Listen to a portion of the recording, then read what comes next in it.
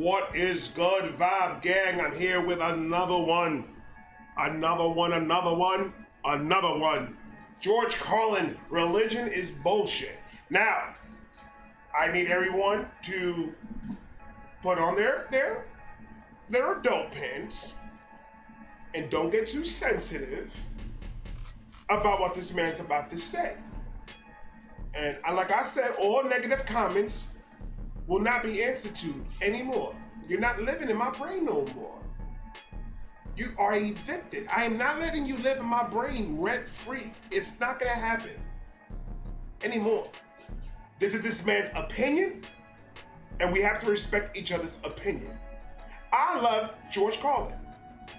I believe in what George Carlin believes 99.9% of the time. That does not mean any disrespect to anybody else's religion, race, whatever. I love all of you. Disclaimer, I did it. Federico, relax. George Carlin, rest in peace. One of the top comedians in my top 5. He's up there. It's Dave Chappelle, Richard Pryor, George Carlin, Eddie Murphy.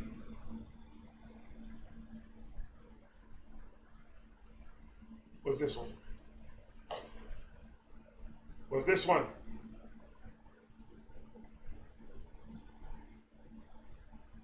Jerry Seinfeld.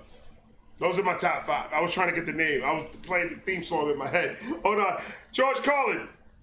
Sir. Just relax. I'm telling you that right now. Relax.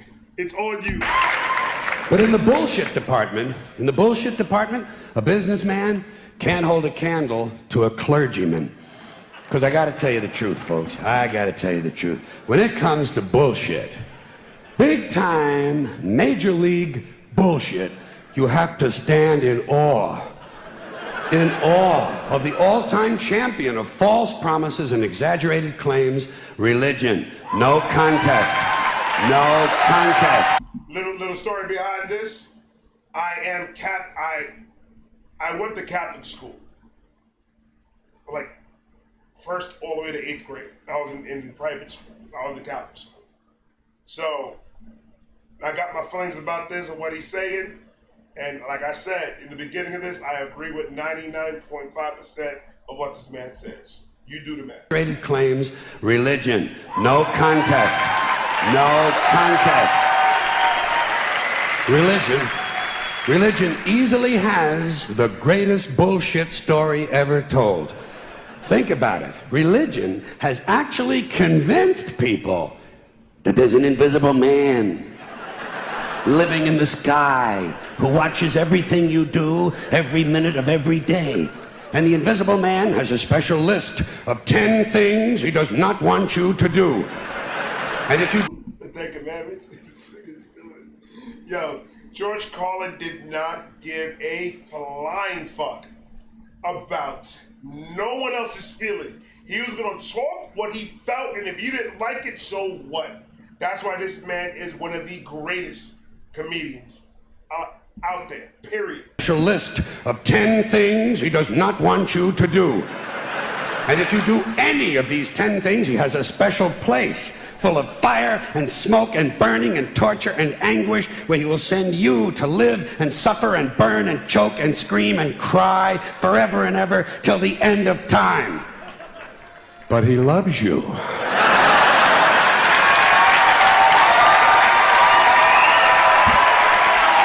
See, when you break down everything, if you actually look at it with common sense, it doesn't make sense, does it? It doesn't make sense. You just gotta listen to this man's words. This thing is hilarious.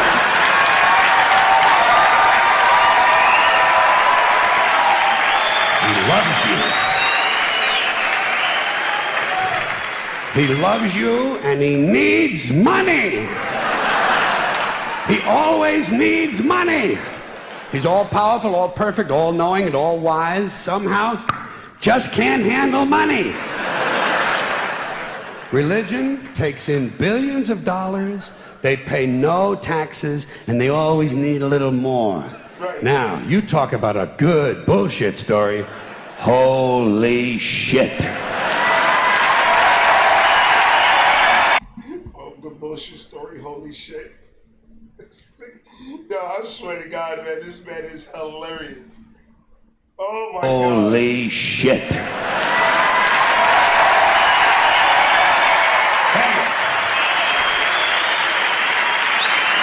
Thank you. But, thank you. Out of all these people, I know there's at least 10 that left out of that motherfucker. Salty. Salty as shit. Thank you very much. But I want you to know something. This is sincere. I want you to know, when it comes to believing in God, I really tried. I really tried. I tried to believe that there is a God who created each of us in his own image and likeness, loves us very much, and keeps a close eye on things. I really tried to believe that, but I gotta tell you, the longer you live, the more you look around, the more you realize something is fucked up. Something is wrong here. War, disease, death, destruction, hunger, filth, poverty, torture, crime, corruption, and that was back in those days. And we're still dealing with the same damn thing now. Come on, people, listen. Listen, the way I see it, this is the way I fucking see the whole religion thing. I'm pretty sure he made this point. But this is how I feel about it. Me being a Catholic, and me having somewhat common sense, I saw at a very young age how shicey this shit looked. It looked fishy to me. Then I start breaking down, and after I even stopped going to church, and after I stopped doing all that, I started just learning about it, just researching about it, reading stories, going back and forth with things, and came to a conclusion that people are taking the Bible literally. The Bible is a book to help you learn how to adjust your life properly to live a better life. So, what happens when you rob, you go to jail? What happens when you sex and all diseases and all that? All that shit comes with it. Live your life clean and happy and keep on moving forward is what the Bible's trying to tell you. There's stories in there that if you could pull any story out the Bible, you could implement it in your life in a way. That's cool, I understand that. But there's a lot of people that take it too little. Way too little. In the Catholic Church that I was raised in, pretty much,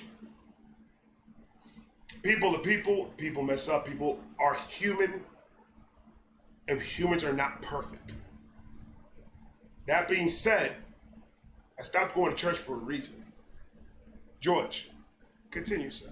Something is fucked up. Something is wrong here. War, disease, death, destruction, hunger, filth, poverty, torture, crime, corruption, and the ice-capades. Something is definitely wrong. Yeah, the escapades in there, man. He's like, yo, I don't like that, and I don't like all the honesty shit, man. I put them all in the same category. They suck. Corruption and the ice-capades. Something is definitely wrong. This is not good work. If this is the best God can do, I am not impressed. Results like these do not belong on the resume of a supreme being. Right. This is the kind of shit you'd expect from an office temp with a bad attitude.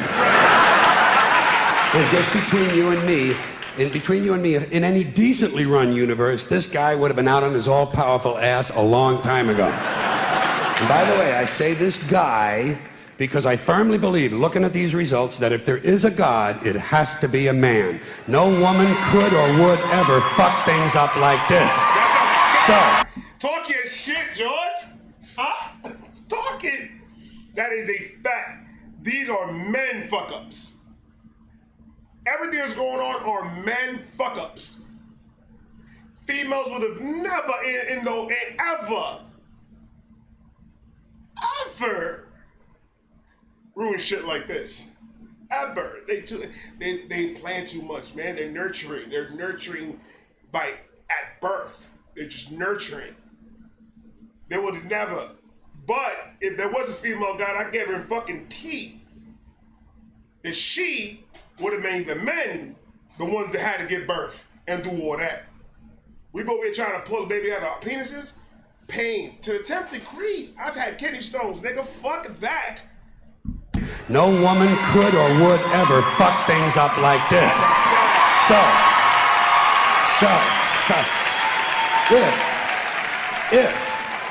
If there is a God, if there is, I think most reasonable people might agree that he's at least incompetent and maybe, just maybe, doesn't give a shit. Doesn't give a shit, which I admire in a person and which would explain a lot of these bad results. So rather than be just another mindless religious robot, mindlessly and aimlessly and blindly believing that all of this is in the hands of some spooky, incompetent father figure who doesn't give a shit, I decided to look around for something else to worship, something I could really count on. And immediately, I thought of the sun. Happened like that. Overnight, I became a sun worshiper. Well, not overnight, you can't see the sun at night. But first thing the next morning, I became a sun worshiper. Several reasons. First of all, I can see the sun, okay? Yeah. Unlike some other gods I could mention, I can actually see the sun.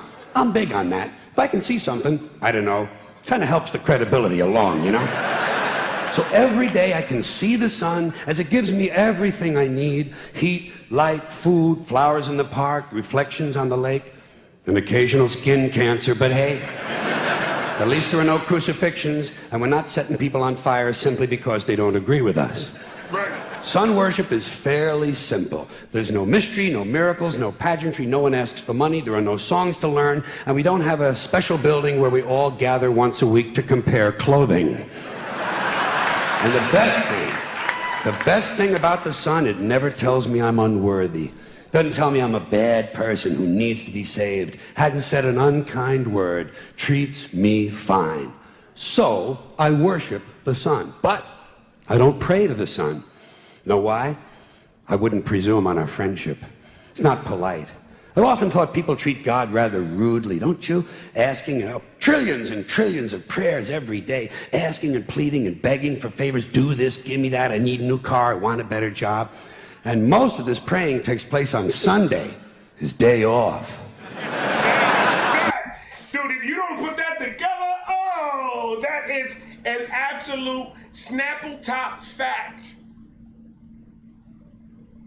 Most of the praying happens when everyone's in church praying at the same time. But Sunday's the day that God rests. It's like being a manager and you off the next day, but your assistant manager is the only one who speaks English in a predominantly Hispanic neighborhood. You be on the phone all day, so it's your day off. You still gotta work. Come on. This praying takes place on Sunday, his day off. It's not nice, and it's no way to treat a friend. But people do pray, and they pray for a lot of different things. You know, your sister needs an operation on her crotch. Your brother was arrested for defecating in a mall. But most of all, you'd really like to fuck that hot little redhead down at the convenience store. You know, the one with the eye patch and the club foot, huh? Can you pray for that? I think you'd have to. And I say, fine, pray for anything you want. Pray for anything. But what about the divine plan? Remember that? The divine plan. Long time ago, God made a divine plan. Gave it a lot of thought, decided it was a good plan, put it into practice. And for billions and billions of years, the divine plan has been doing just fine. Now you come along and pray for something. Well, suppose the thing you want isn't in God's divine plan. What do you want him to do? Change his plan? Just for you? Doesn't it seem a little arrogant? It's a divine plan. What's the use of being God if every rundown schmuck with a $2 prayer book can come along and fuck up your plan? And here's something else, another problem you might have. Suppose your prayers aren't answered. What do you say? Well, it's God's will. Thy will be done.